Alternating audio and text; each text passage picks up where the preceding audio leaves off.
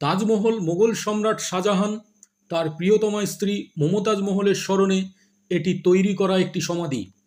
এটি ভারতের উত্তরপ্রদেশের আগ্রায় যমুনা নদীর তীরে অবস্থিত একটি বিশ্ববিখ্যাত স্থাপত্য।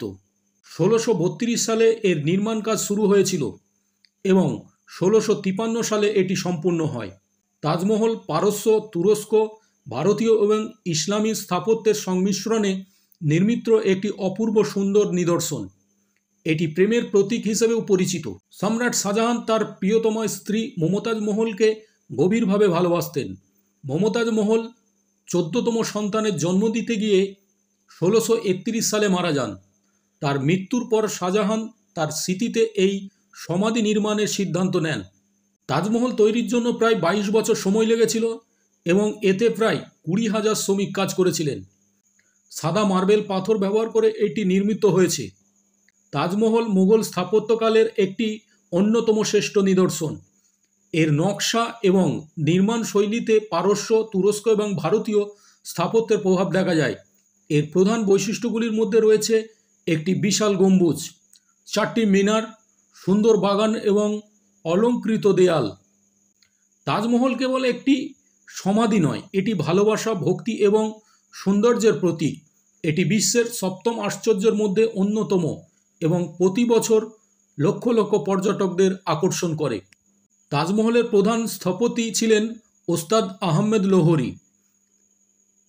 এর নকশায় মুঘল স্থাপত্যের বৈশিষ্ট্যগুলি সুস্পষ্ট। শ্বেত পাথরের তৈরি একটি বিশাল গম্বুজযুক্ত সমাধি, ৪ কোণে ৪টি মিনার রয়েছে। তাজমহলের ভেতরে ফুল ও জ্যামিতিক নকশার কারুকার্যময় কাজ দেখা যায়। কোরআনের আয়াত সুন্দর ক্যালিগ্রাফিতে খোদাই করা আছে। তাজমহলের সাদা মার্বেল দিনের বিভিন্ন সময়ে আলোর প্রভাবে ভিন্ন ভিন্ন রং ধারণ করে, যা এর সৌন্দর্যকে আরও বাড়িয়ে তোলে। সূর্যাস্তের সময় এটি গোলাপি আভা ছড়ায় এবং পূর্ণিমার রাতে মুক্তের মতো ঝলমল করে। মূল চত্বরটি দুর্গের মতো ৩ দিক থেকে প্রাচীর দিয়ে ঘেরা। প্রাচীরের বাইরে শাহজাহানের অন্যতম স্ত্রী ও মমতাজের প্রিয় পরিচারিকাদের সমাধি অবস্থিত। এর সাথে একটি মসজিদ এবং একটি অতিথিশালাও রয়েছে। ১৯৮৩ সালে ইউনেস্কো তাজমহলকে বিশ্ব ঐতিহ্যবাহী স্থান হিসেবে ঘোষণা করে এবং এটি বিশ্বের ৭ম আশ্চর্যের মধ্যে অন্যতম হিসেবে পরিচিত। এটি শুধু একটি স্থাপত্য নিদর্শনই নয়, এটি ভালোবাসা, শিল্পকলা এবং মুঘল সাম্রাজ্যের সমৃদ্ধ ইতিহাসের প্রতীক। ১. তাজমহল কাঠ দিয়ে তৈরি, যা মজবুত থাকার জন্য আর্দ্রতা থাকতে হয়। যদি যমুনা নদী তাজমহলের পাশ দিয়ে না প্রবাহিত হতো তাহলে কাঠ পচে যেত। ২. শাহজাহানের উপর প্রতিশোধ নেওয়ার জন্য শ্রমিকরা ছাদে একটি গর্ত করেছিল। মমতাজ মহলের সমাধিসৌধের ছাদে গর্ত নিয়ে নানা রকম গল্প প্রচলিত থাকলেও সত্য হলো, যখন শাহজাহান ঘোষণা করেছিলেন যে তাজমহল তৈরি শেষ হলে সমস্ত শ্রমিকের হাত কেটে ফেলা হবে, যাতে এত সুন্দর প্রাসাদ আর কারো না থাকে, তাহলে শ্রমিকরা ছাদে একটি গর্ত তৈরি করেছিলেন যাতে তারা শাহজাহানের উপর প্রতিশোধ নিতে পারে এবং এর কারণে কাঠামোটি বেশিক্ষণ টিকতে পারেনি। এই গর্তের কারণে বৃষ্টির সময় জলপ্রপাতগুলি সরাসরি মমতাজের কবরের উপরে পড়েছিল। ৩. তাজমহল ২৭টি বিভিন্ন ধরনের পাথর দিয়ে নির্মিত হয়েছিল। বেশিরভাগ মানুষই হয়তো জানেন যে তাজমহল মার্বেল দিয়ে তৈরি, কিন্তু তারা কি জানেন যে এটি তিব্বত, চীন, শ্রীলঙ্কা এবং ভারতের বিভিন্ন অঞ্চল থেকে সাবধানে সংগ্রহ করা ২৭ ধরনের পাথর ব্যবহার করা হয়েছে। তাছাড়া তাজমহল নির্মাণের জন্য প্রয়োজনীয় উপকরণ ভারত এবং এশিয়ার প্রায় প্রতিটি কোণা থেকে আনা হয়েছিল। ৪. মমতাজ ও শাহজাহানের প্রাচীন সমাধিসৌধ খোলা বছরে মাত্র ৩ দিন। শাহজাহানের ঔরস উপলক্ষে মমতাজ এবং শাহজাহানের প্রাচীন সমাধিগুলি সাধারণের জন্য উন্মুক্ত থাকে। সমাধিগুলিতে নৈবেদ্য প্রদান করা হতো, যেগুলি তখন থেকে বাতিল করা হয়েছে। বিশেষ দর্শনার্থীদের জন্য মূল সমাধিগুলো দেখানো হয়। ৫.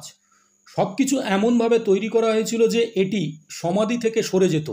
তাজমহলের ৪টি মিনার, ১৩০ ফুট উঁচু চূড়া, কৌশলগতভাবে একই প্ল্যাটফর্মের প্রান্তে স্থাপন করা হয়েছিল, কোনো শৈল্পিক সিদ্ধান্ত হিসেবে নয়। সপ্তদশ শতাব্দীতে বিশাল নির্মাণ প্রকল্পগুলি খুব কমই হতাহতের ঘটনা ছিল। মমতাজ মহলের সমাধিস্থল রক্ষা করার জন্য প্রধান স্থপতি ওস্তাদ লাহোরী তাজমহলের অবশিষ্ট অংশের ক্ষতি এড়াতে এই টাওয়ারগুলিকে সামান্য বাঁকিয়ে বসিয়েছিলেন। 6. তাজমহলের ঝর্ণাগুলো একই সাথে কাজ করে। আপনি শুনে অবাক হবেন যে তাজমহলের 53টি ঝর্ণা একই সাথে কাজ করে।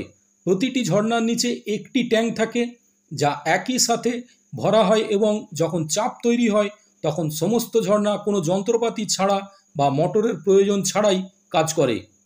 7. তাজমহলের সমৃদ্ধ আদি উদ্যান 16টি বাগানে 60টি অপূর্ব ফুলের বাগান ছিল। সমসাময়িক মুসলিম সংস্কৃতিকে প্রভাবিত করেছিল। ভারত ব্রিটিশ সাম্রাজ্যের অংশ হওয়ার আগ পর্যন্ত এই ভূদৃশ্যটি নির্মিত হয়েছিল এবং এই উদ্যান পালনের ধারণাগুলি প্রসাদের লনে ছড়িয়ে দেওয়া হয়েছিল। 19 শতকের শেষের দিকে ইংরেজ শাসনামলে তাজমহলের সবুজতা আরও শুকনতা রূপ ধারণ করে, যেমন ব্রিটিশ উদ্যানের। এছাড়াও এটি আমার দেখা সবচেয়ে আকর্ষণীয় তথ্য।